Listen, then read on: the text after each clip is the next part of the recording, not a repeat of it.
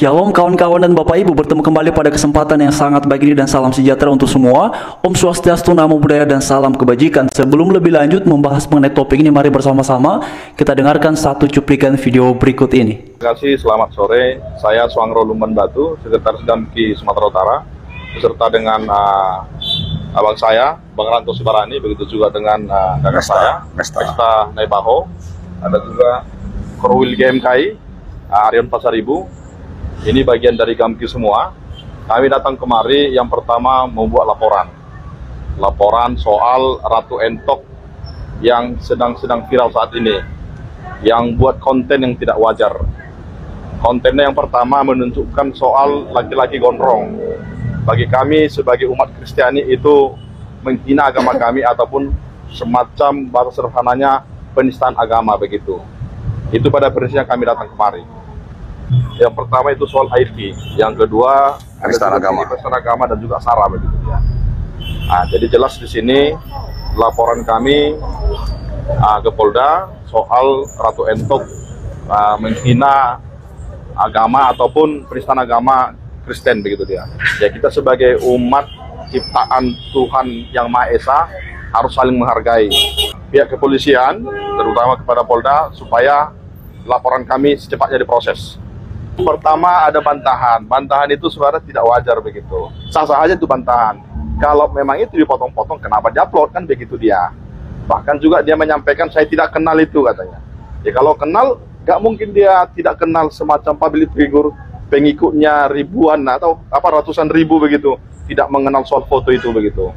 Nah itu foto Tuhan Yesus Kristus begitu dia. Jadi tidak mungkin dia tidak mengetahui itu begitu. Kalau untuk kata-kata dia yang dinilai melukai, atau seperti apa? Kata-kata dia yang dianggap melukai bagi kita. Iya, soal melukai, soal menunjukkan potong rambut itu udah bagian dari melukai bang, begitu dia. Ya itu termaktub, itu luas artinya soal melukai yang disampaikan tadi. Nah, menunjukkan begini-begini, potong rambut katanya. Emang cuma itu aja yang gondrong begitu. Nah, jadi jangan dia beralasan. Saya searching di Google. Laki-laki rambut panjang itu yang keluar, sementara yang kita searching nggak itu juga yang keluar begitu dia. Jadi itu alasan yang tidak benar begitu dia. Dia memang buat klarifikasi, tapi bukan klarifikasi permintaan maaf, malah dia klarifikasi membela dirinya begitu. Seharusnya dengan kerendahan hatinya dia harus minta maaf sebenarnya, tidak perlu mencari orang ketiga, orang keempat untuk membenarkan dirinya begitu. Sebenarnya kami secara terbuka sudah memberikan peringatan kepada akun TikTok saudari atau saudara Ratu Entok ini, tapi yang bersangkutan malah berkelit dan mengaku videonya dipotong-potong. Padahal kami sudah melakukan tangkapan layar videonya secara utuh, walaupun beliau sudah menghapusnya atau menurut di Ratu Entok itu sudah dihapus oleh akun TikTok. Tapi kami sudah punya tangkapan layar utuh soal video tersebut. Nah menurut kami yang bersangkutan ini, terlapor ini, itu mencibir dengan menunjukkan gambar ya. Jadi gambar yang menyerupai dan mirip dengan yang diakui ketuhanannya oleh umat Kristen. Dan mencibir, itu jelas ya mencibir. Jadi yang bersangkutan lewat akun TikToknya mengklarifikasi dan membela diri bahwa dia tidak tahu itu gambar siapa.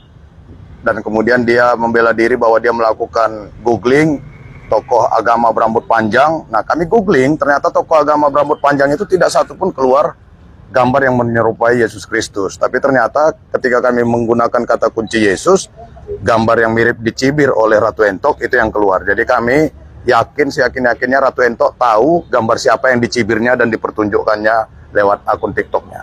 Jadi laporan kami ini sebenarnya tujuannya adalah pembelajaran bagi kita seluruh umat beragama untuk saling menghormati agama apapun yang diakui dan sah di Indonesia ini. Itu saja, tidak lebih dan tidak kurang. Kawan-kawan dan Bapak Ibu semua, sebagaimana tadi kita sudah dengarkan ya, dan ini memang beberapa waktu yang lalu cukup ramai dibahas di ruang publik dan menimbulkan beragam reaksi atas pernyataan yang disampaikan oleh Ratu Entok, sebagaimana di bagian awal tadi juga sudah disampaikan oleh bapak-bapak pengacara yang memberikan laporan terkait dengan Ratu Entok ini.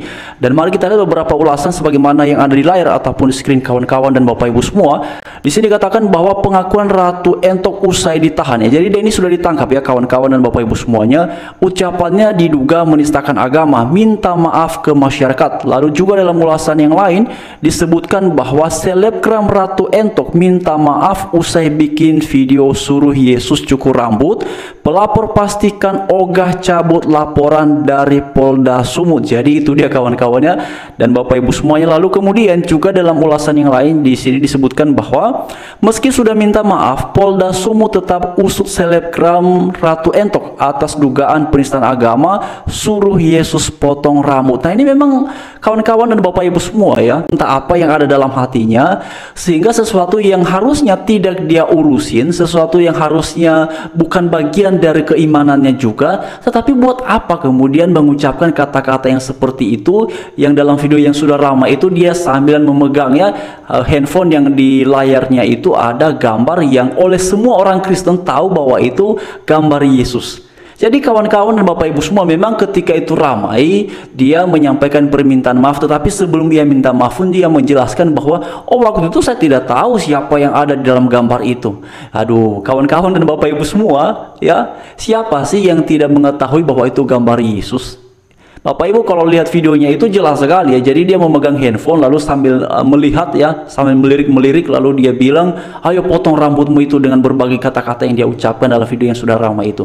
Lalu kemudian ketika banyak yang mengecam, banyak yang memberikan kritik, bahkan ada yang melaporkan, dia menyampaikan bahwa oh waktu itu saya tidak tahu itu siapa, saya hanya berkata-kata saja. Tetapi kemudian ya amarah itu banyak sekali yang kemudian mengecam ucapannya. Lalu dia muncul ke ruang publik, dia menyampaikan permintaan maaf bahwa dia tak ada niat sama sekali katanya. Ya bagi saya secara pribadi mengenai hal yang berminta maaf, yang menyampaikan permintaan maaf, ya tentu saja sebagai orang yang beragama Kristen sudahlah sewajibnya kita memberikan maaf. Tetapi kan sebagaimana yang lalu-lalu ya, kalau kita lihat ada juga yang dari kalangan Kristen yang melakukan ya tindakan penistaan agama, lalu kemudian usai minta maaf, apa yang disampaikan berikutnya? Ya betul, kita memaafkan, tetapi proses hukumnya haruslah tetap berjalan. Nah demikian juga kepada Ratu Entok, makanya dalam satu ulasan tadi ya, pihak dari pelapor katanya ogah cabut laporan dari Polda Sumut. Jadi kawan-kawan dan Bapak Ibu semuanya, memang ini semoga menjadi satu pembelajaran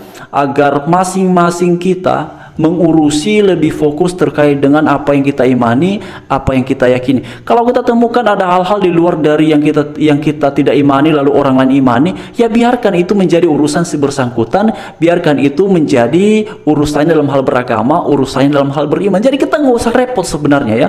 Nah entah apa yang kemudian dipikirkan, entah apa yang kemudian jadi motivasi utama dari si Ratu Entok ini, sehingga ia ya tiba-tiba muncul ke publik ya dengan videonya sambil memegang handphone, lalu ada gambar Yesus dengan kata-katanya suruh potong rambut dengan segala macamnya. Ya buat apa hal seperti itu? Nah sekarang dia sudah ditangkap kawan-kawan ya, sebagaimana dalam beberapa ulasan dia sudah diproses hukum. Ya memang akhirnya ini menjadi pembelajaran bagi siapapun ya yang ada di luar sana. Ayo berhentilah membahas, membicarakan mengenai keyakinan orang lain, apalagi kalau tujuannya merendahkan, mengejek, ya menghina dan segala macam. Lalu buat apa nanti itu ya?